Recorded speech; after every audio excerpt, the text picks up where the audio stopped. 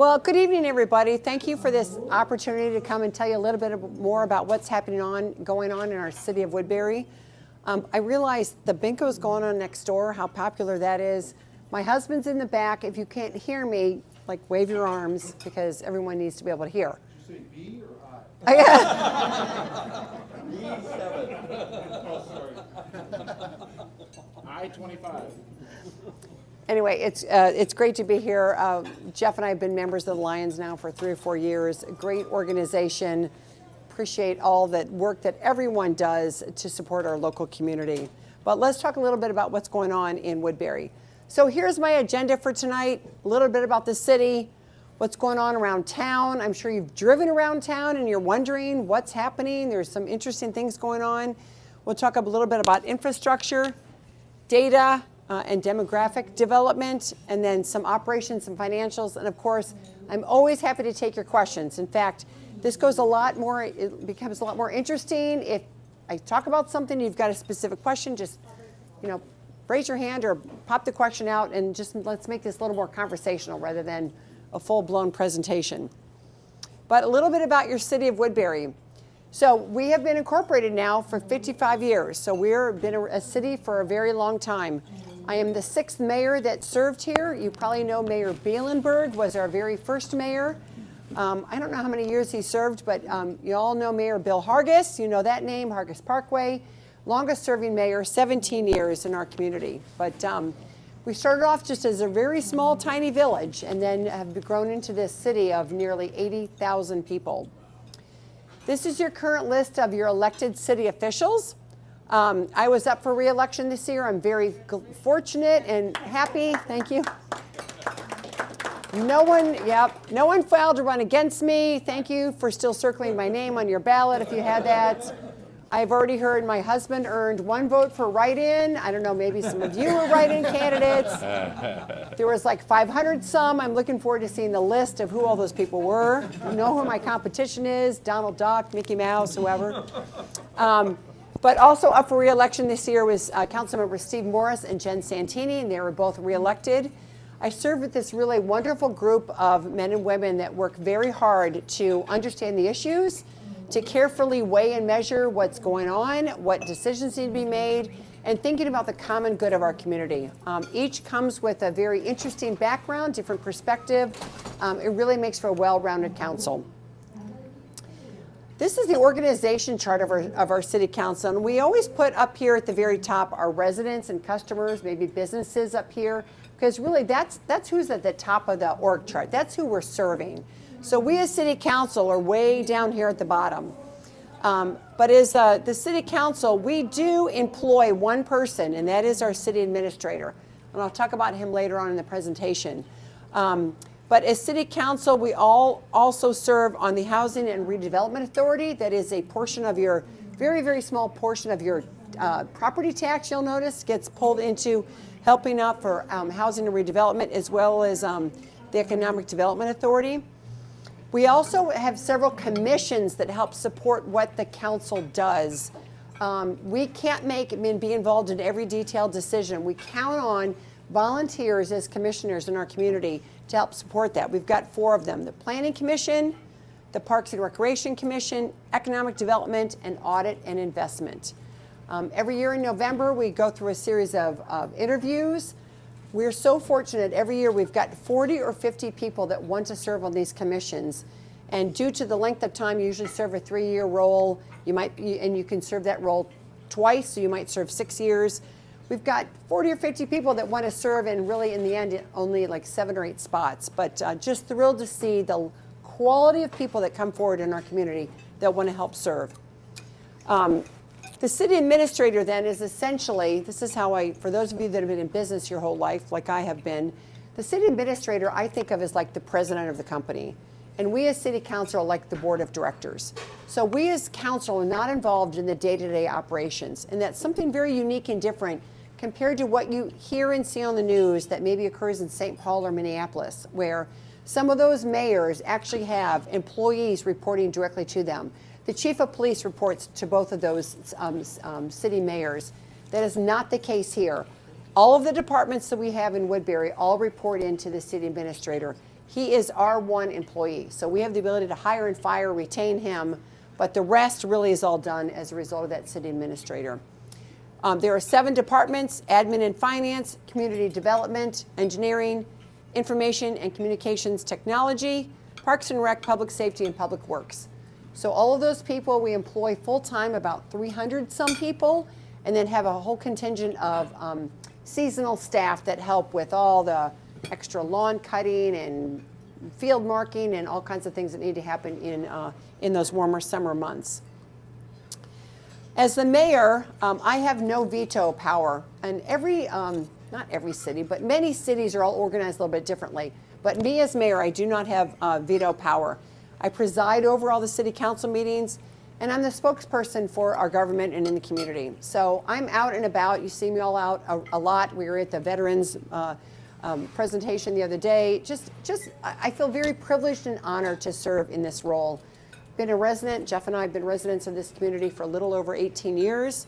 We've raised our family here. We really feel rooted, and really this is just our point in time in life, just to give back and to support all the great things about the community.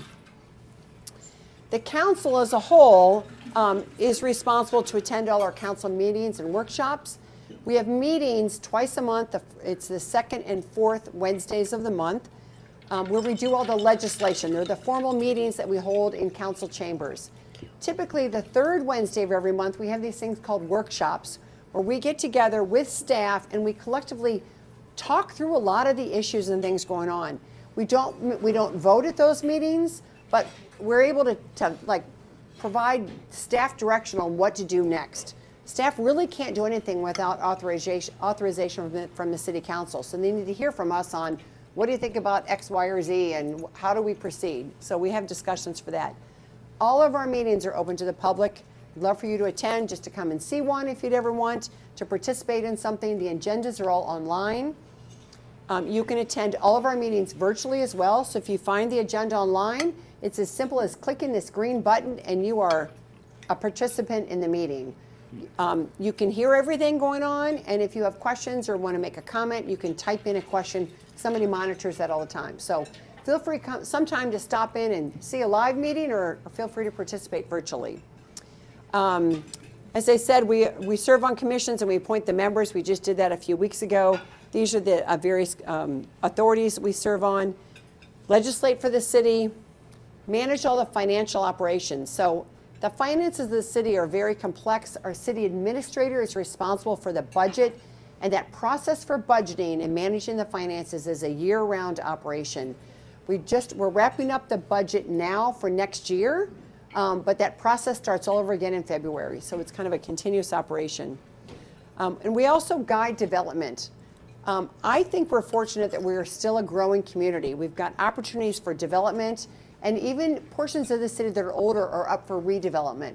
We want to continue to be a vibrant, exciting community for people to come and live, do business, go to school, work, play, join the Lions Club, volunteer. Vibrancy is important. We also conduct intergovernmental affairs. So some examples are we meet with our county commissioners on a regular basis, about once a quarter, and with county staff to talk about joint things. You might know things like Bailey Road and Radio Drive are not city roads, those are county roads. So we need to incorporate and understand what each is doing. As they make plans, we make plans, we're always talking. We meet with our school district. 833 is the school district that covers most of our land in Woodbury. We meet with them on a quarterly basis to talk about growth and development, what their needs are, what we see coming down the pike. We are also, the city of Woodbury also has District 834, which are represented here, and 622. We meet with those school districts as well. Just important that we're interconnected.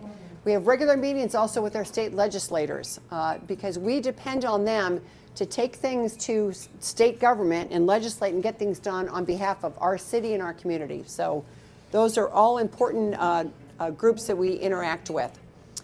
We make decisions based on community values, principles, and interests. Again, we got the vibe of the community, and we try to do what's good for the common good. We're looking at a long-range welfare of our city and our residents, so things like environment and sustainability are important. planning and growth and where things go, where we develop things. Do we put housing here and commercial business there, or just how all that works is all important. Provide community leadership and set a vision for where we're going. So here's what's kind of some things going on around town. This is a picture of our development map. This is available online on our City of Woodbury website. If you've never gone there, I encourage you to go. Just take a look, poke around on the website, find out more. But Woodbury, as you can see from this graphic, is a city. We are 36 square miles, roughly 6 miles by 6 miles, with this little chunk of Newport cut out. I never have yet heard the history on why that is, but it is. Kind of like the Northwest Angle. Yeah, so that, but you can see all the pins on the map show where all the development is occurring. The red pins indicate commercial development, and all the yellow pins are residential development. So you can see a lot of heavy residential development down here on the south of Bailey Road, south of Dale Road. Has anybody driven down there lately to see all of it? It's really incredible. I was talking to Lynn earlier. His son sits on the Cottage Grove City Council, and we just keep talking how the two cities are merging together right here, right here at the line. But just exciting. You can, if you're on the map, you can click on any of these pins, and a little information bar will pop up and tell you more about what that development is and what it means. So Amazon in the upper right? So Amazon, yeah, and that is probably Amazon in the upper right, but there's other things going on up in that corner. Let's talk about one particular example, and that's Orville Commons. Orville Commons is that large, well, right now it looks like they've got all the yellow siding going up. That's not the color of the siding. It's like whatever the pre-siding goes on. This is a development just right south of Jerry's Foods. So you see that going up. Orville Commons is actually a workforce. It's affordable housing for the workforce. We do have some affordable housing in the community that's designed for seniors. This is designed for the workforce. So we want people of all income levels to have an opportunity to live in this wonderful community of ours. And this is one project that's going to allow that. There's going to, I think it's 211 affordable apartments, and then 24 affordable townhomes. So people that are, I always talked about my daughter who graduated college a few years ago and became a teacher. And to be able to live in this community and afford to live here as a teacher on those early teacher salaries is tough. But living in housing like this, brand new, just lots of opportunities here. If, baristas and people who work at Home Depot and whatever, anybody can live in these, based on income, can live in these communities. But we want to have that integration of other folks living here. So beautiful facility going up. Again, townhomes and apartments. So a couple other things. Pointing out the northeast area residential. So up here, really by Eagle Brook Church, if you've ever driven up Settlers Ridge Parkway and then headed east, you can see all of this residential development going on over in that portion of town. And then, as we pointed out, all those yellow pins on the previous map that was up shows a lot of these neighborhoods that are going up south of Bailey Road and Dale Road. These things are all planned as part of our comprehensive plan. We're required by the Metropolitan Council that provides a lot of guidance for what needs to happen in the 7-county metro area. There's some controversy sometimes around the Met Council. Sometimes we feel like they've got too much control. But overall, their design is to ensure that we plan for growth in the entire metro area. And we do so by creating and developing our comprehensive plan. It's done every 10 years, and it looks out into the future 20 years. And it really talks about land use. When we've got open land available to develop, what is going to go in that land? So we have the ability to pre-plan that. Now some people, and many of you may have thought this as well, they like our open space and farmland that exists down here in this southern section and some of the eastern section of town. And people are like, can't we just leave it that way? We like it. Well, here's the truth.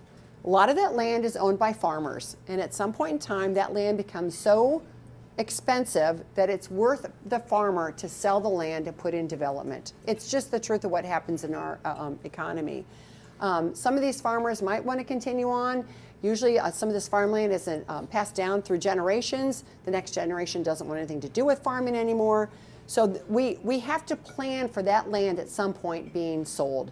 So there are the communications going on with our planning department, with various landowners to kind of get a sense of what are your plans. If you want to continue farming, go for it. If you want to do at some point, what might your time frame be? And then we need to plan for what might go in there to follow, zoning and to make sense as we lay out our community. Down here in the southern section, we've got a lot of Bailey Nursery property, both on the east and west side of Bailey Road. At some point in time, that land's going to be so valuable that the Bailey family is going to say, we're going to sell, and we'll head further south or out to Oregon, where they have a lot of land now. You just answered my question. It's okay. Because we've lived across the street from one of the Bailey container lots for 30 years, so. Yep. we just always wondered when that was going to be developed. Yep. So for those of you who can't hear, Joe and his wife Roxanne have lived across from the Bailey Container Nursery off of Bailey Road for 30 some years, and yeah, at some point in time, that will end up developing. The northeast area has also seen a lot of growth and development. So this is, let's see, does it even show the? I gotta get my orientation. Let me start here. This is the residential development up along Settlers Ridge Parkway and Hudson Road. These are townhomes that went in, Sundance townhomes. These are all rental townhomes. We've got some rental apartments that have gone in here. There is a senior living community going in, not a low income or affordable housing, but like a St. Therese kind of place going in. And then another set of apartments over here called the Edison Apartments. To ground you, here is the Legends, which is affordable senior living. Bob's mom lives in that community. Lovely piece of property that went in, and again, we're very happy in Woodbury that we've got a place for seniors, many of them who have grown up in this community, lived here, raised their family, and want to continue to live here, have an affordable but a very nice place to live. But across from that, we've got a lot of commercial development going on. Let's see, this little piece right here is Kindeva, which is an offshoot from 3M. They're all about drug delivery through dermal patches and microneedles and all kinds of things. Very pleased that this is their world headquarters here. They've got operations in other parts of the world and the country, but chose to develop that there. This is eventually spec warehousing going in. Ryan Companies is developing this. This must be, well, this has got to be Amazon over here on, I don't know, I can't tell from this map, but just realize there's an Amazon going in. Yeah, Manning and Hudson. It's got to be that. It's got to be that. But other warehousing's going in. This area right here is the former, there was a sand mining operation for a very long time called Black Diamond. The soils and things in that were not great for a number of years. So there's some plans here for some more warehousing, but in the middle of this section, it's really interesting. A lot of people want a place to rent to put all their stuff. So it's going to be, just like rental for your stuff that you can put it in, like a storage. Thank you. That's what I'm looking for, storage. In addition, there's another piece of it that's going to be condo storage. So you might want to buy into that and create a hangout place for you and your friends, or you might want to store all your cool cars there, or motorcycles, or boats, or whatever. But interesting that there is a market demand for those kind of places. Is Amazon operational right now? Joe asked the question, is Amazon operational? And the answer is yes. They opened a couple of months ago. They are starting off with a lower workforce now as they build and grow up. That particular facility is a sort facility. So some of them are distribution, but this is a sort. So things come in and they literally sort for then what's going to go out in the next mile. So a lot of what's coming in there right now are things that are going to end up being delivered by U.S. Postal Service or FedEx right out of that facility to the surrounding community. They're operating right now on one shift. They do anticipate going to 3 shifts eventually. Fascinating just to go inside and see the size of that facility. But in addition, next to Amazon are going to be 2 other facilities of equal size. So close to 2 other buildings, nearly 500,000 square feet going in to do more warehousing. There's a demand for that kind of business. The developers are doing this all as spec, But I think they've got a sense that they know that they will get tenants in there to do warehousing and distribution. So we do talk about those bookends of the Northeast, Kendeva being one on the Settlers Ridge Parkway and Hudson Road on the west side, and then on the other side is that Amazon. This is an early picture, still under construction. It is fully developed, and they are operational at this point. This is back to the little more detail around Northeast Residential, where Eaglebrook Church is. You can see all these communities going into the east of there. What's fascinating is you can get up back in this area, and it is high on a hill, and you can see into Hudson, Wisconsin from that spot. So kind of cool to get over there if you feel like driving around and just checking things out. It is kind of neat to see that layout. South of Bailey Road, lots of plans for several communities going in. We call this section, most of South of Bailey Road, Phase 2. Phase 1 technically was back when Bailey's Arbor, Stonemill Farms, and Dancing Waters was developed. You know, that 18 years ago or so. That's when Jeff and I moved here. We used to live in Bailey's Arbor. But Phase 2 is all this area south. In addition, we do phasing of the phases. So Phase 2A, 2B, 2C, we do these in pieces, open up parcels to allow for development. So you can just see there's a whole lot going on. I'll talk about this chunk coming up. I think there's a slide in just a minute, but Section 2D. You can see the size of the acres of this. And again, just a need for housing and people to live here. We have created a South of Dale master plan. Again, part of our comprehensive plan where we have been able to lay out where all these neighborhoods are going to go and to pre-think about where are the roads going, what makes sense for trails, how do we connect parks together, where does the stormwater flow to? So rather than just doing parcels, and I'll just say that some of the neighborhoods right south of Eastridge were developed 80 homes at a time, and we didn't really it didn't make sense to do these little chunks. So this is more of a master plan around all of this. Way over here on the east side, down in the corner, we're going to be tying in a really nice city park, tied in with the watershed district that is also building a park. It's going to be called Glacier Park. So we're able to connect and work with the watershed district and ourselves, and even Cottage Grove coming up from the south, to create a really beautiful parkland down in that bottom corner.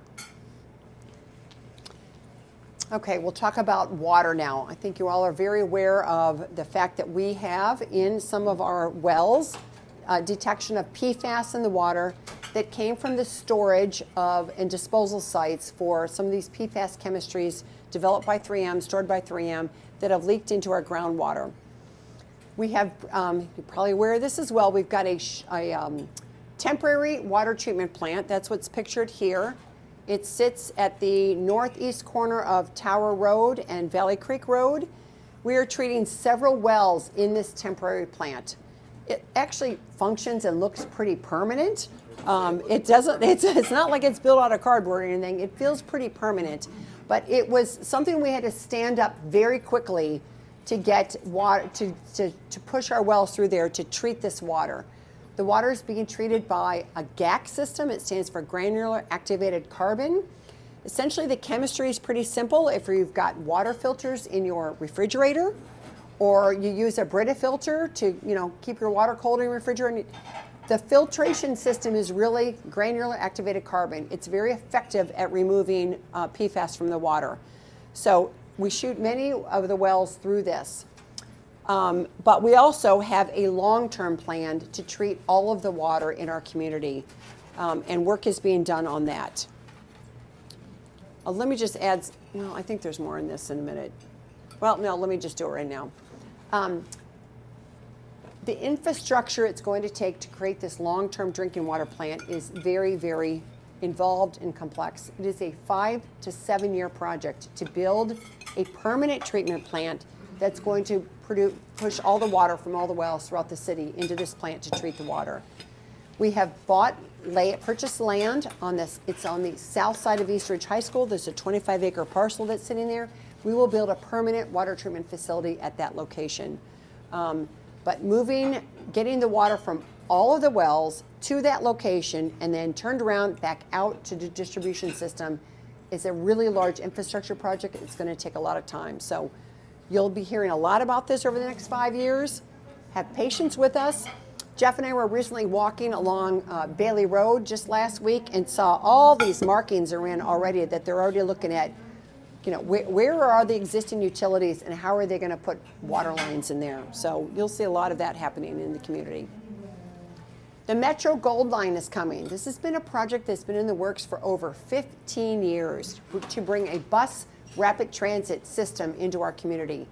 We don't have any really transit options that exist here on the East Metro. So when the plan by the Met Council and the 2 counties of Ramsey and Washington to bring this into our community created a lot of excitement several years ago, and the plans came through and it's actually happening. Construction is actually beginning on this with completion to be expected in 2024, maybe early 2025. But this is a 10-mile dedicated roadway that's going to take a bus from downtown St. Paul, roughly running along the north side of 94, like not on 94, but north along the north side, and then make a turn in Oakdale and come south into Woodbury. If you drive on Bielenberg Drive right now up by Home Furniture, Bob's wife used to work at Home Furniture, you'll now see in that parking lot, there's like a ramp going up because they're going to build a bridge to connect Woodbury to Oakdale across that and have a lane for the bus rapid transit to come, but it'll also carry regular vehicles and pedestrians. So all of that bridge work is being paid for by this project. Woodbury's thrilled about that because it's not taking taxpayer dollars to do that, even though we've wanted a bridge like this for a long time. We don't have to pay for it. It's being paid for mostly by the county and some of the Met Council. So that project is underway now. What's a BRT look like? Again, as I said, it's going to be in its own, most of the way, its own dedicated roadway. So here would be a bus rapid transit in the middle. It's separated from other lanes. You can see the picture down here as well. Here would be a 2-lane bus rapid transit corridor. And then you've got traffic moving southbound on this side. This would be Bielenberg Drive up by Matt's office, up where and then this would be northbound traffic. So the bus can operate independent of traffic and move people along several stops between Woodbury and downtown St. Paul. So how is it separated like from the regular vehicle traffic? I mean, is it like they have walls or? Yeah, so Donna's asking how is it separated from regular vehicle traffic? You literally can see that along this corridor, it is the middle of the roadway. So you're going to see a huge transformation along Bielenberg Drive. This part of it is separated by like actually plantings and greenery. That road, as you see it now, is going to get wider, so they're able to incorporate 2 lanes in each direction, north and south, plus this bus rapid transit. There are portions that have to go through that the BRT will end up mixing with traffic, and that's just south on Bielenberg Drive, south of Tamarack.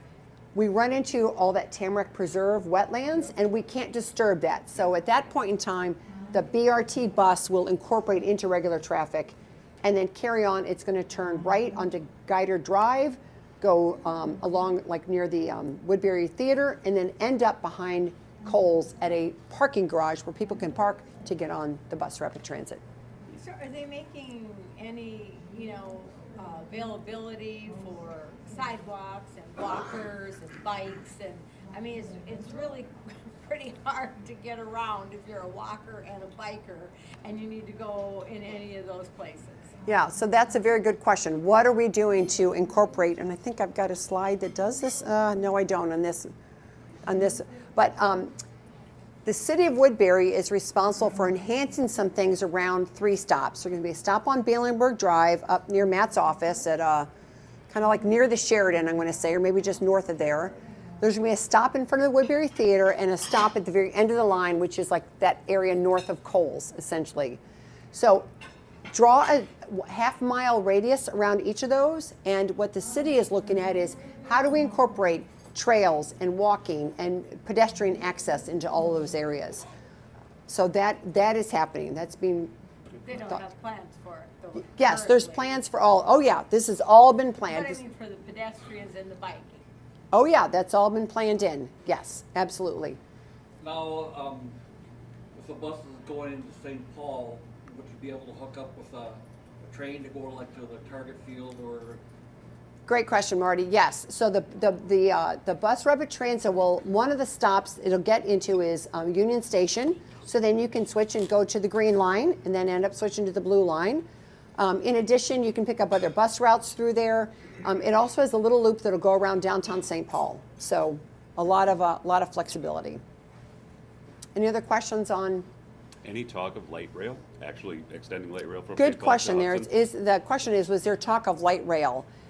Early on, this whole plan was a light rail plan. I mean, really in the early stages, but light rail is so expensive. It is, as you know, it's crazy expensive. What the green line costs, the blue line, and then the extension of that blue line right now, and then the line down into Eden Prairie and all, it's atrocious what it costs. So this was work, you know, I wasn't around during the history of all of this, but they looked at some other bus rapid transit options that exist in Oregon, in down near San Diego, and really made a lot of sense to bring in a bus. And they're hoping, well, not hoping. I think half of the buses are going to be electric-driven buses, not gas. But in addition, if for some reason the use of buses or things change, or who knows what's going to happen in the future, but to have a dedicated roadway allows, think about an autonomous vehicle lane that could go through there. It is, again, dedicated, for the most part, most of the section, except for those ones I was talking about, that you could have autonomous vehicles flowing on this. So it's got a lot of versatility versus a rail line. Rail is just so expensive. Okay, we are a growing population. Like I said, we're currently at about 80,000. In the last census that was done, we were about 78. So in the last couple of years since that census, we're nearing 80. We do expect by the year 2040 that, and actually the numbers are, it's almost going a little higher. We're almost projected to be 100,000 people by the year 2040. We currently are the 8th largest city in the state of Minnesota. We know that here on the East Metro that we're kind of a big powerhouse, but it's interesting when you talk to people around the state, they think we're just still the sleepy little village here on the East Metro, but we are a growing community. Yeah, 75,000 residents in 2020. Just in 10 years' time, increased by 21%, and that growth will continue. A lot of growth. When will it be fully developed?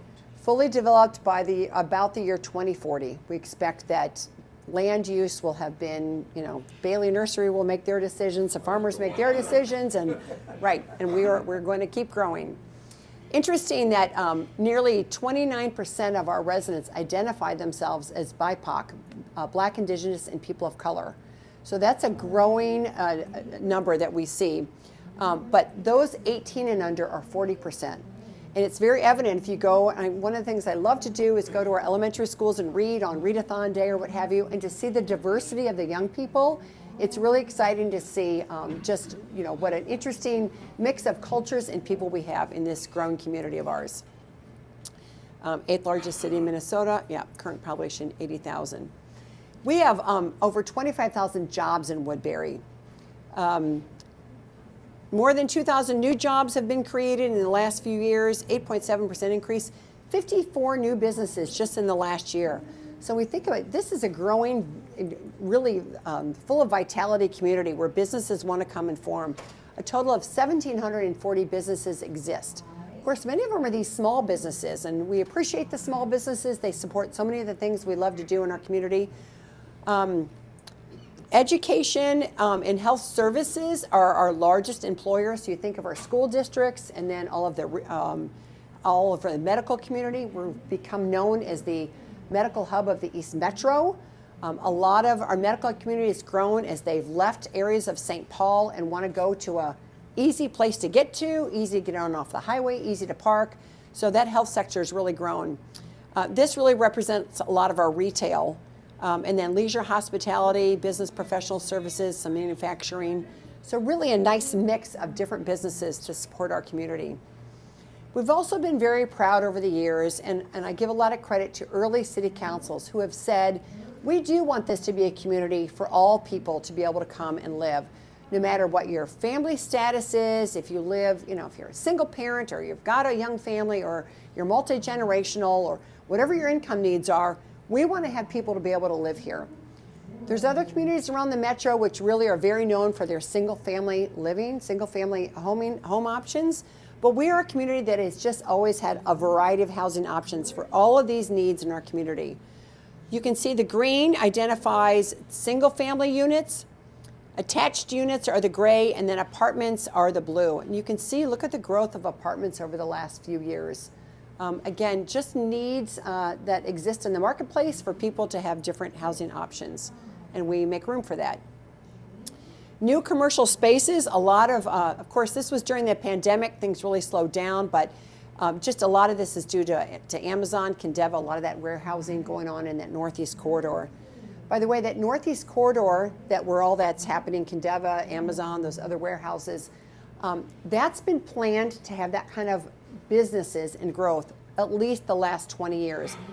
The landowners up there for many years have had projects brought forward to them, and they've said, nope, that's not right, that's not right. So it's kind of sat there until Kindeva and Amazon came in, and now the growth has just exploded.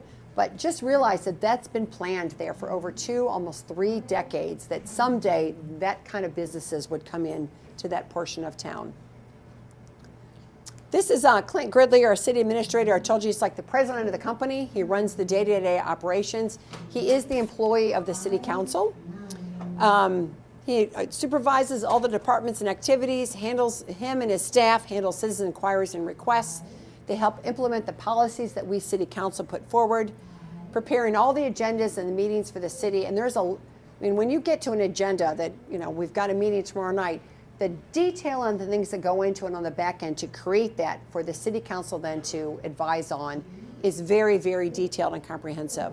And then one of the biggest things is to prepare this annual budget. As I said, it's almost a year-long process. We get done with one budget and we start again on the next.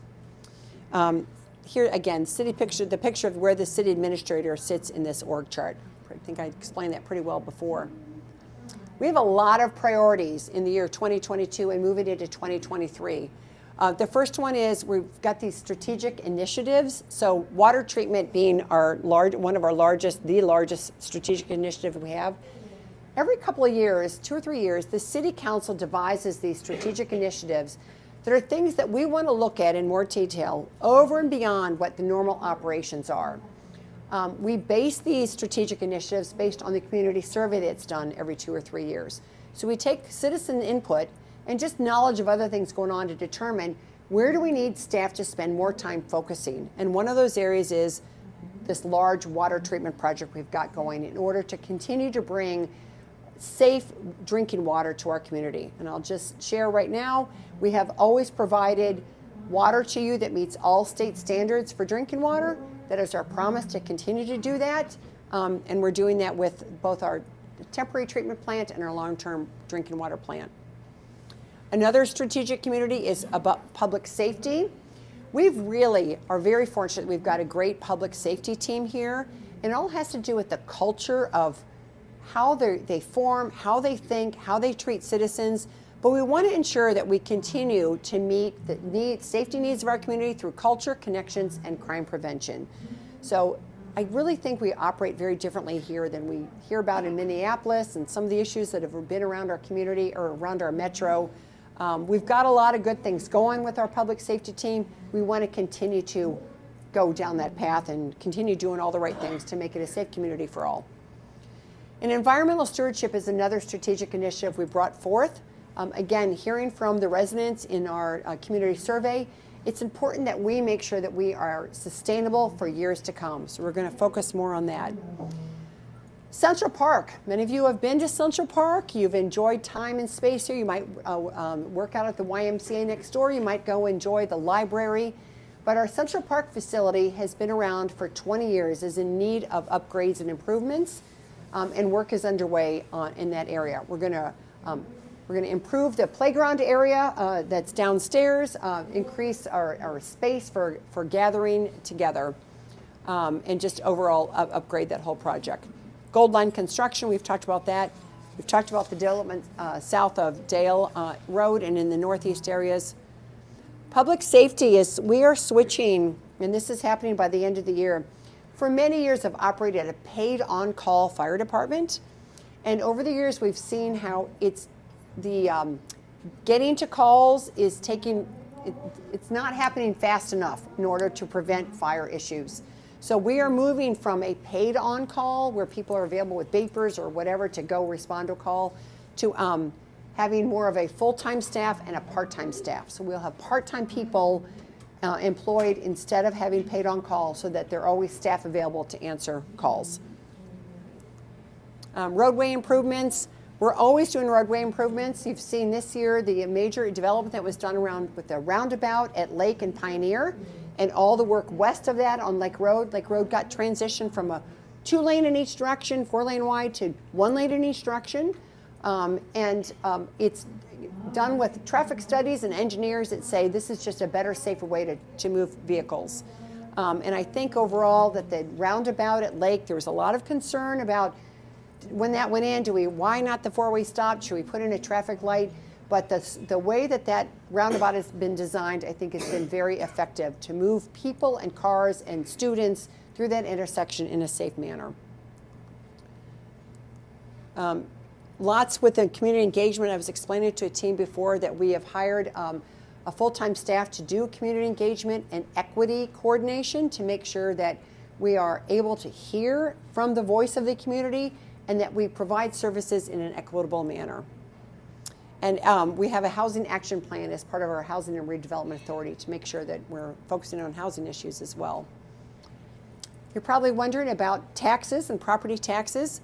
When you get your property tax bill, if you look at it by per dollar basis or percentage wise, if you live in the area of District 833, about half of your property tax bill is going to that school district. Only about 25% goes to the city of Woodbury. Washington County takes another 21%. And then there are some special taxing districts, including the Metropolitan Council, your watershed district, Housing and Redevelopment Authority, that takes off another little portion. But when you think about your tax bill, some people think it's all the city, but it's not. The city, again, is only 25% of your tax bill. Where do those dollars go? A large portion of it is for police protection, 29% of that budget. Then there's public works, so streets and snow removal and all of that. Very small debt service. We try to operate with very little debt. We are a pay-as-you-go city, which is good because we're not burdening future generations with a lot of debt. We like to pay as we go. Parks, Trails, and Recreation, 14%. Admin services, 16%.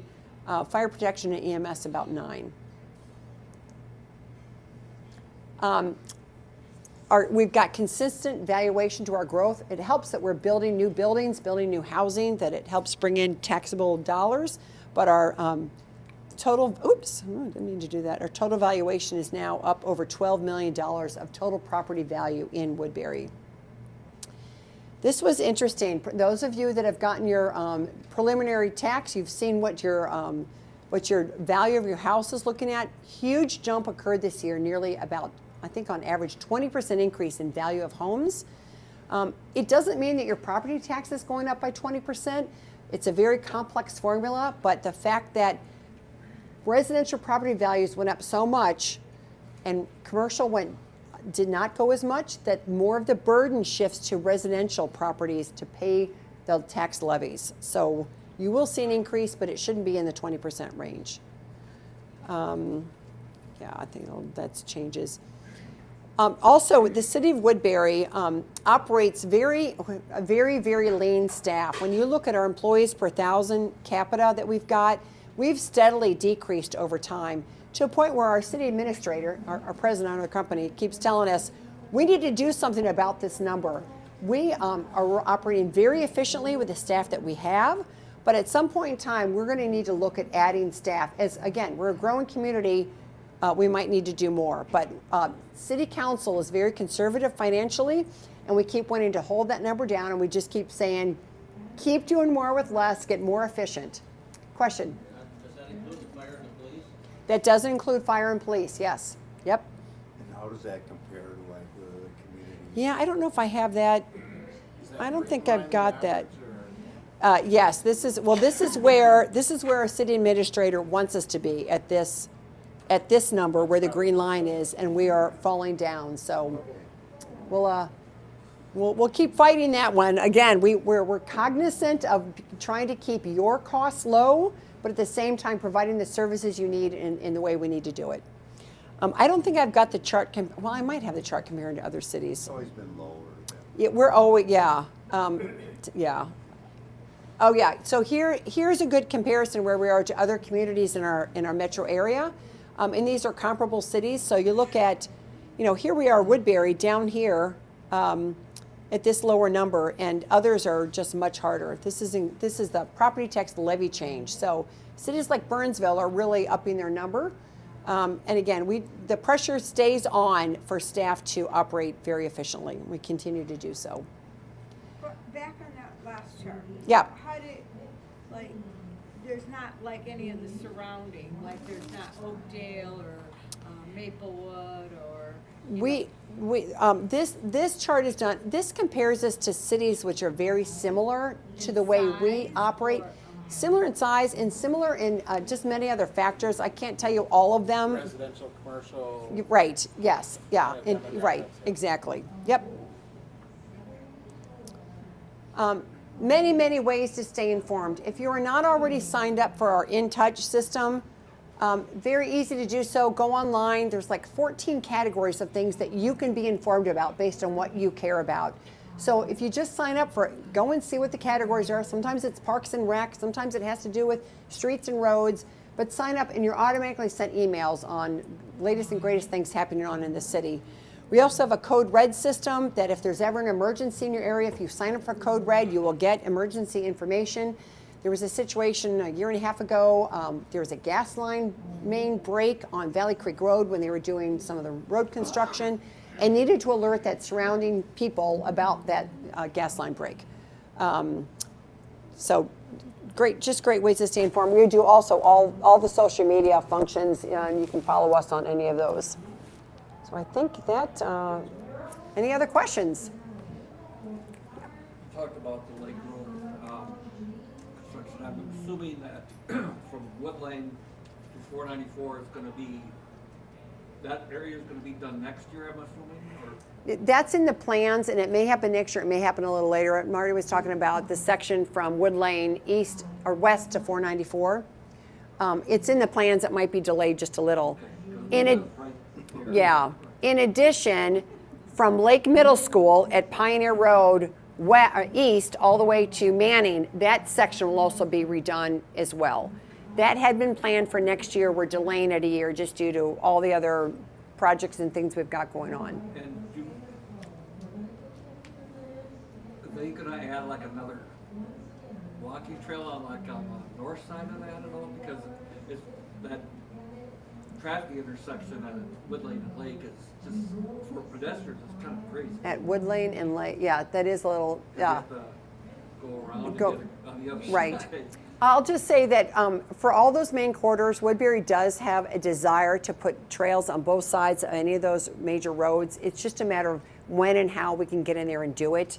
I know since I've been mayor now for 4 years, there's been a plan to have a trail on the north side of Valley Creek going east from Woodbury Drive, for a long time. But that's county road. We got to work with the county. So those are all things we try to incorporate. But ideally, we would like to see as many of those trails as we can. So Joe. the firefighter model, the new model, will actually people be around the clock in the fire stations? Yes. And so they'll be. Right, so we can respond to calls sooner. Joe asked about with the new firefighter model, will we have people in stations around the clock? And the answer is yes. That was the challenge with paid on call. It takes many minutes to get somebody from their home and whatever they're doing to get to the station, to get dressed, to get out to respond to a call. And we did a lot of work and study on it and said we've got to do better. And the way to do that is to get away from paid on call. Those systems work very well when you're in a smaller community, more rural community. We've grown up. We need more manpower available at all times. So that's the purpose of that. Jody. Yeah, I was going to say, can you tell everyone how they can learn more about Woodbury by getting involved with the Citizens Academy? Great. Yeah, that's fantastic. Jody, thank you. So Jody is a part of a Woodbury Community Foundation board member, as am I. One of the greatest things that the foundation has done is started off, it used to be called a Citizens Academy. We changed the name to Community Academy because we want people, if you're not a citizen of the, official in our city, you can still be part of the community and go to this academy. It is an 8-week course. It's always held in the first quarter of every year. Take about 30 residents to come in and learn and take you through several things to learn about all the great things happening in our community. And Lions sponsors that, so you're going to hear about public safety and how it operates, how the snowplows operate, when the grass gets cut, how the school districts work. It's just a fascinating learning opportunity. So The history part is really fascinating. history, we get into, the Heritage Society and how the history of Woodbury, volunteer opportunities. It is a great learning experience. So I encourage you to consider that. Spread the word on that too.